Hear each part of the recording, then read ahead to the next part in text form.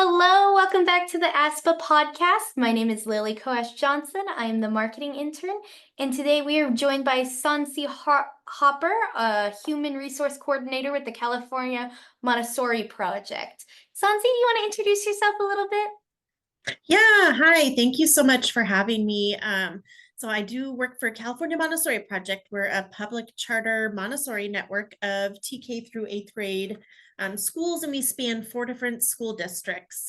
We have about 2,800 students and growing, and about 500 regular staff and 200 subs as well. So about 700 staff. We do have a high staff to student ratio with a Montessori pedagogy that we follow. But a little bit about myself, I have a passion for empowering people, and this aligns really well with my role here in HR. I've been at this organization for 3 years as a staff member, but a parent for 9 years. I have three kiddos, one that's gone all the way through our program, and then I have a third grader and an incoming TK as well. So I'm very, very deeply invested in my why and what we do here. I also lead our wellness efforts and send out weekly Wellness Wednesday tips to all of our staff. I recently obtained my 200 hours of yoga teacher training and started teaching yoga at our central admin office for our staff here. I also have a background in sales, marketing, and business, and I think that really helps when brainstorming and tackling different HR issues, especially when it comes to recruiting and recruiting on a budget and being creative about ways to tackle that. How freaking fun is that? I love that you guys do yoga and you've got those wellness efforts. That's amazing. That's really cool. And your kids are so deeply involved in your program, which is awesome. So why don't we just get right into it? We're talking about recruiting on a budget today. So can you walk us through a little bit what your hiring has looked like for the past few years? Yeah, so I started working here after COVID. So I knew the first year I expected that would be a difficult year and expected a high turnover post COVID. There was just, as we know, the great resignation is kind of what it's being called in media, and so there was a high turnover as people just kind of reconsidered and reevaluated their priorities and changed careers. So getting through that first year was tough, and I expected that. I did naively think that there would be improvements over the next couple years, but that's where we're kind of running into right now. Is it's still a struggle. That first year, our team worked really hard on retention strategies, and the following couple of years as well, we did. And for the past two hiring seasons, I think we did really well, especially in comparing ourselves to the districts. Offering different incentives for folks to stay on board and just really getting creative to fill positions. However, on a limited budget, there's only so much that we can do to retain folks. We continue to see turnover and deal with the high recruitment numbers. So yeah, that's something we're still struggling with, as many folks are. Yeah, absolutely. I think it's a pretty nationwide issue. So let's talk about how and where have you had to get creative when it comes to recruiting? What have you had to sacrifice? What have you had to do? Where are you getting creative at? Yeah, I think we used to be able to be just like a sit and wait for applicants. It used to be kind of that was the angle. In today's hiring market, I think we have to be a lot more proactive and really get out there in all different ways possible to make our school known, to be a regular face in the community. Today's candidates want to be courted. They want to feel special. They know that they have the upper hand and they can get a job anywhere and go anywhere. And here in California, we're competing with fast food. The minimum wage for fast food is raised to $20 an hour, and so we're competing with fast food at $20 an hour. And for folks coming into education, we know that that might not be the starting rate, and so we're competing against that, and folks really have to be passionate about education. And I think we're all seeing dwindling in that career field. So what we do, we create ongoing social media ads, we attend different hiring events, we build relationships with local colleges and offer referral bonuses. I attend webinars and trainings to continue to generate new ideas and ways that we can continue to stay fresh in hiring. We started attending non-education based hiring events recently and finding diverse ways to get out into the community by tabling at cultural events and festivals. We have an LGBTQ specific hiring event coming up this Thursday. We did that last year. It was a lot of fun.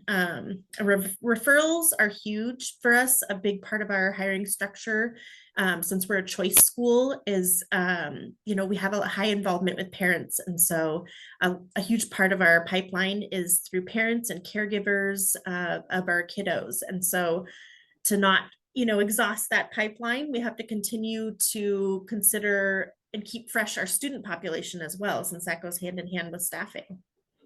Yeah, absolutely. So, as a smaller charter school, how do you guys kind of stand out against larger districts?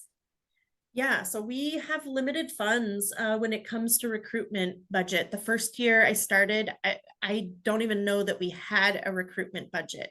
Again, it was just kind of a sit back and wait strategy before, because that's what we could do. And now it's just a changing market, and we really have to be more proactive.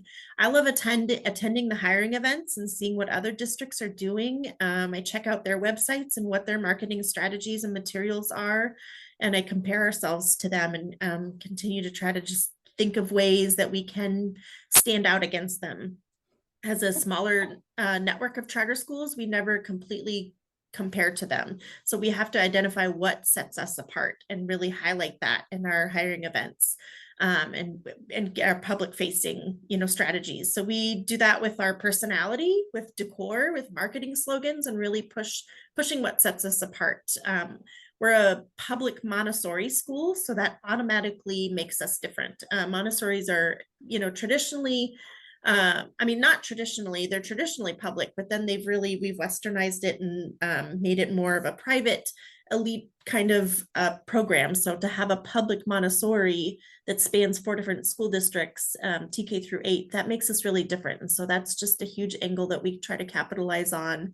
But that comes with a barrier in describing what Montessori is, because not everybody knows what that is. And we have to do that all within, a 5-minute elevator pitch to a potential candidate that has 10 other districts ready to make them an offer on the spot. I really like the challenge of it. It's about, really, with my sales background, it's, people read through if you're not being authentic. So it's just really about being our authentic selves and believing in who we are and what we do, and letting that passion shine through, and people will really see that. Like I mentioned, I'm fortunate to have been a parent here myself for 9 years. So I really believe in our school's mission, and I can attest to the work that we do and stand behind it. And I think that really reads through when I'm talking to candidates. Yeah, absolutely. I think you're really set into a unique position that can be a blessing and a curse because you are competing with those, but you're also so diverse compared to those bigger school districts. So that's awesome. What are some of the recruiting ideas that your team has done and that you are really proud of? Yeah, so our superintendent had a really great idea to run social media ads with our highlighting current staff and quotes about like why they enjoy working with us here, and featuring them weekly on social media. And so this was really exciting for our staff to see themselves featured. I feel they felt really honored, but it was also really fun to put this together. And I created just a Google form that they could complete with quotes about how long they've worked with us and what they enjoy, what's a shining moment with a student that they've experienced, and why other people, what they would tell other potential candidates who want to work with us. And so that was really fun to put that all together and to see that come to fruition and start posting on social media. We just made a template and just kind of plugged different staff's faces and their quotes into it, and highlight all of our different positions that we're hiring for. We get a lot of our hires from referrals too. So offering a bonus to our current staff for referring people. That's a really popular one. And like I mentioned before about us being a choice school, we're very fortunate to have a high level of parent involvement. So this is just an obvious hiring pipeline to tap into, and seeking out different and attending different hiring events is really fun. It's fun as a team to kind of come up with different slogans and swag that kind of go hand in hand, especially on a limited budget. When the first hiring season that I worked, we we handed out little baggies of seeds that some of our students harvested from our on-campus gardens. And we handed those out to candidates along with the slogan, grow with us. And that was a huge hit. We even saw other districts the following year start to copy us Yeah. in those slogans, but that's an honor to have them do that. It was just something different and unique that represents us as an organization. And with that nice little nod to the students and how their experience on campus, having the gardens on campus. Some of our campuses have like chickens and full on gardens, so that's really fun to kind of highlight that. And the students harvested the seeds themselves, and it was different. It's different than your regular swag of just a stress ball or candy or what have you.